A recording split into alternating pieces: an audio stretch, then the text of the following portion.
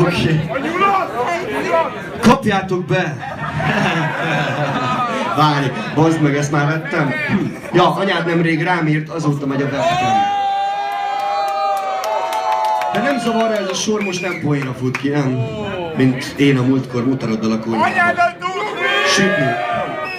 Eresztet fújtam bele, mint egy lyukas karúszóba. Hű, 3 sorban anyád harmadszorra kerül szóba. Bár azt hiszem, a szerelem bármit is jelentsen, ha a Hugot hívom ki helyette, hát 16 challenge. Mint egy öreg gettó blastert félváról veszem. Na jó, felveszem a kesztyűt, de csak mert fázik a kezem. Egy laza 16-os, nem kevés, csak szerény. Látom, nem vagy jártas a 32-esek terén.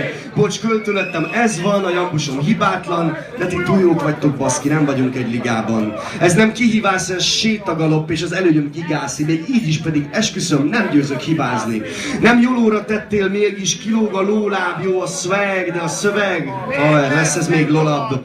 De most kodeines köptetőt iszom és vezeklek, nem tudom, hogy sírjak-e, vagy ne vessek egy fordított keresztet.